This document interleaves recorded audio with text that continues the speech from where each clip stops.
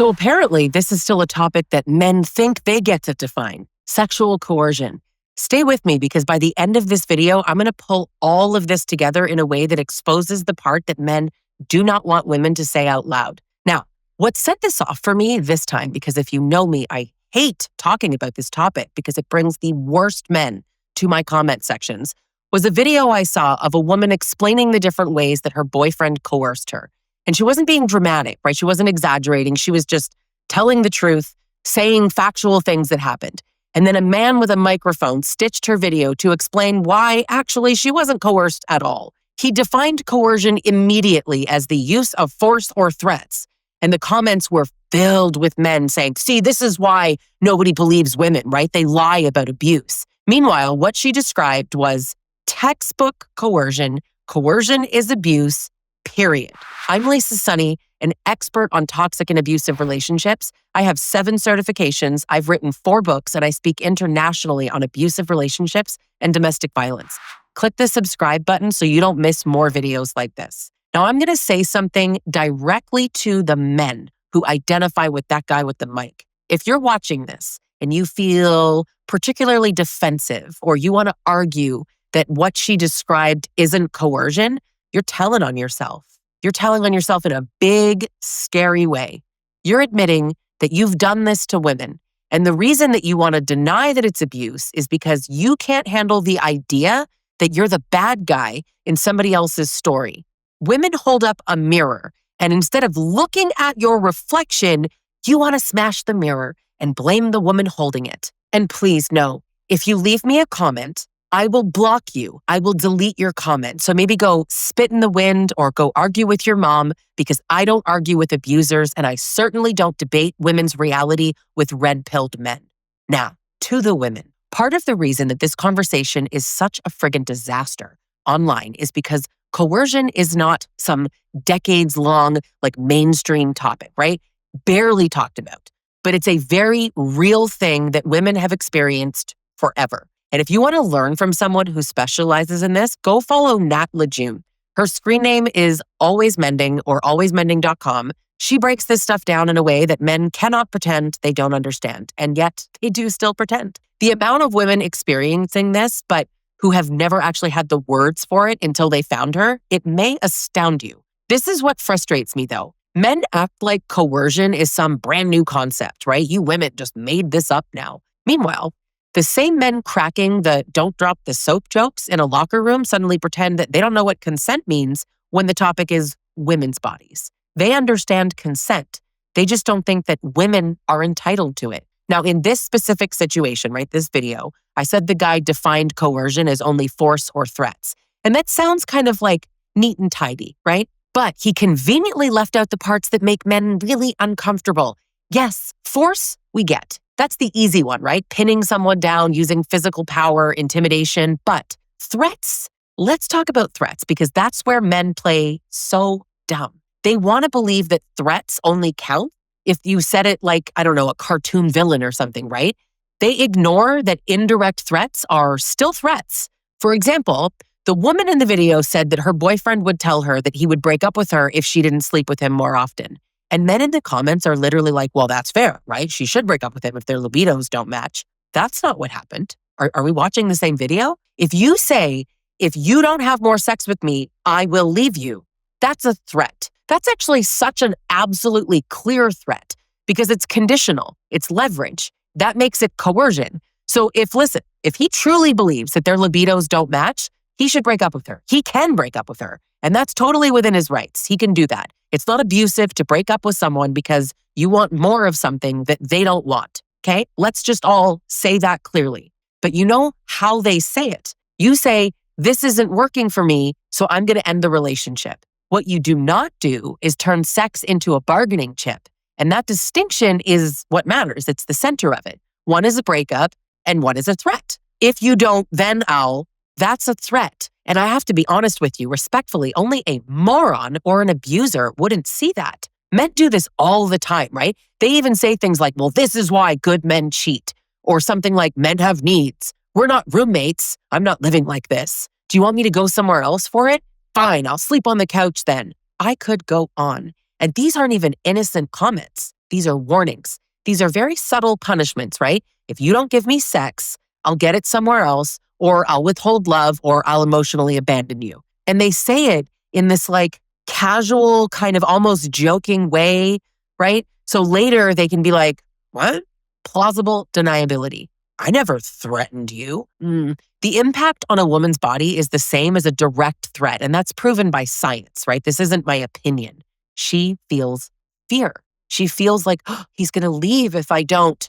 You're trying to get her to stay and give you what you want instead of accepting that your libidos don't match. So if it was really about, hey, our libidos don't match, a good man would just break up with her. Or better yet, an actual good man would try to understand where that's coming from.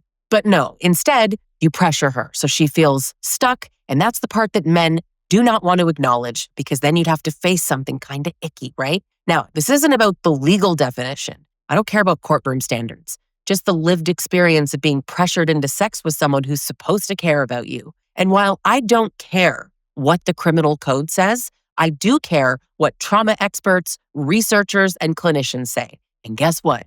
Unsurprisingly, a lot of them classify coerced sex as sexual assault. Not my opinion, that's the field. And it's just that men don't want to hear that, because if they did, you'd have to wonder how many times you've crossed that line. Now, going back to pressure, that's the other thing that men love to pretend doesn't count. I once debated a man on the difference between pressure and coercion. That was back before I realized debating a man was a complete waste of time. There are men that want to learn, and there are men that want to argue, okay?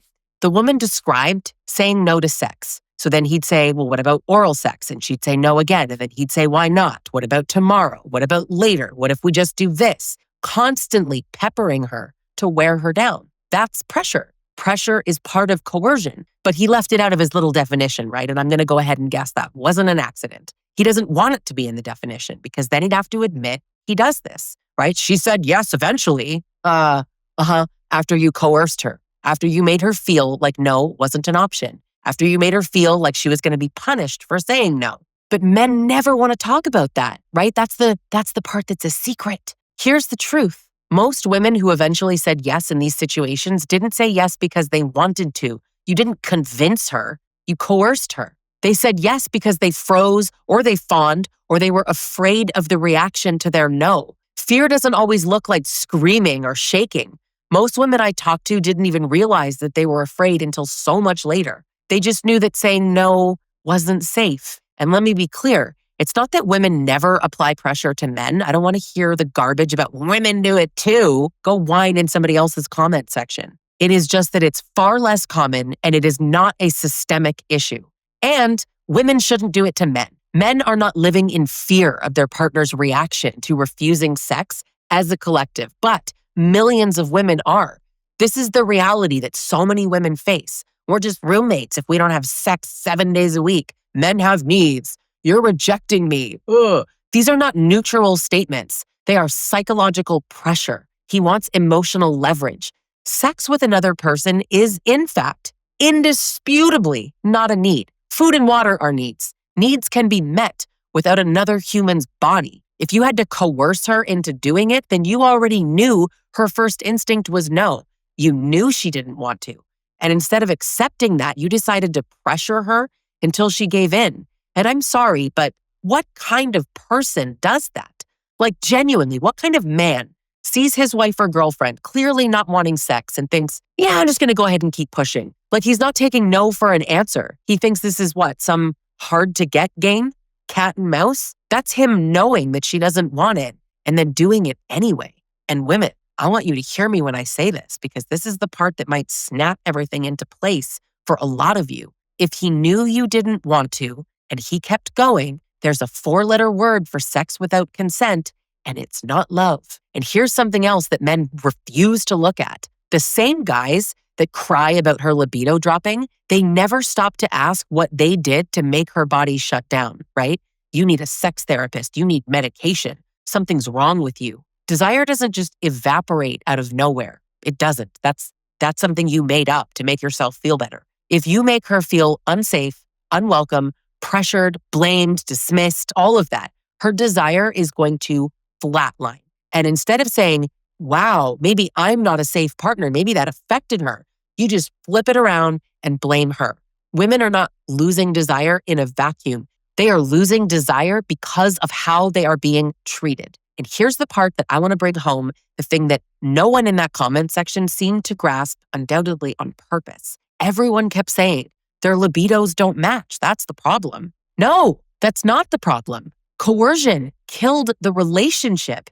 It killed her desire. Her body shut down because she was being pressured and guilted and threatened and blamed. You can't have consensual sex when there's fear there. She wasn't withholding sex out of spite. Their libidos used to match. What happened? She started protecting herself from someone who made sex feel unsafe. And women get conditioned in these relationships, right? They actually learn that saying yes is easier than dealing with the fallout of saying no. Eventually, they stop saying no altogether. And a lot of men will even go further and they pressure women to say yes enthusiastically. There are women that initiate sex when they don't want to. That's wild, right? She initiates it. She initiates it because if she doesn't, you're whining, oh, I'm always the one that has to make the first move. And then you get all angry. So now she's faking it way before she ever sets foot in the bedroom. And men, no, let me pause. Abusive men call that consent. So if you call that consent, yes, I'm calling you abusive. But that's not consent. It's not respect and it's not intimacy. It's conditioning. Men cannot take accountability for what they've done to make her not want him anymore because abusive men are entitled as hell and they do not care how they treat you. They just want sex. Sex is something that they do to women. Sex is something that they get from women, and they get it no matter what. It's not fair. They start quoting the Bible and needs and all this garbage just to get it from you. They don't care if you want to participate. They don't care if you consent. They just want sex. So no, it's not that their libidos didn't match. It's that he was coercive and abusive, and that destroyed her desire. And instead of taking accountability for that, God forbid, he blamed her and painted himself as the victim. But what victim of abuse wants to sleep with their abuser? No one. The answer is no one. And this is something else that I want to say. So many women don't even realize that they were coerced until years later, right? Because we're literally conditioned to think that guilt and pressure, obligation, shutting down your own boundaries is part of sex. Women are told their whole lives that men just need it. And that if you love him, you give it, right? We don't say no to each other. You even see women on the internet being like, I never deny my husband. No wonder we don't recognize coercion in the moment. We were taught to call it compromise. Hey, just compromise with your... And here's another thing. When you finally do say no, he's hurt, right? He's wounded. Imagine how it feels to be rejected. It's not rejection. She's not in the mood. Your perception that it's rejection, that requires therapy. You need to unpack that. You're the villain for having a boundary. You're the bad wife for having a headache. Again, he flips the whole dynamic so the emotional labor lands on you. Surprise, surprise. That's not intimacy, it's manipulation. But let's not forget the big one, right? So many men think genuinely that sex is something that they're owed for being in a relationship, right? We're married, aren't we? You're my girlfriend, right? Where else am I supposed to get this from? Listen to the language, get this from, right? They think it comes with the job description of girlfriend or wife. And when you don't deliver on the schedule that they've decided is appropriate, they act like you're breaking the contract. That's not love. That is entitlement, and it's disgusting. And that's the point that men don't want to face. Coercion isn't confusion, and it's definitely not miscommunication. It's not libido differences. It's abuse. And a lot of men don't want to call it that because then they have to look in the mirror and see what they've done. And they hate that. So they want to smash the mirror you're holding right out of your hand and just blame you. A man like that, he doesn't see women as people, right? He sees you as a resource. A man like this doesn't love his wife. He doesn't love his girlfriend. He wants something from her. So when he threatens you, directly or indirectly, with leaving or something or cheating, I beg of you, let that man go. He can go get his needs met alone in the shower. Tell me in the comments if this has happened to you, and don't forget to click subscribe.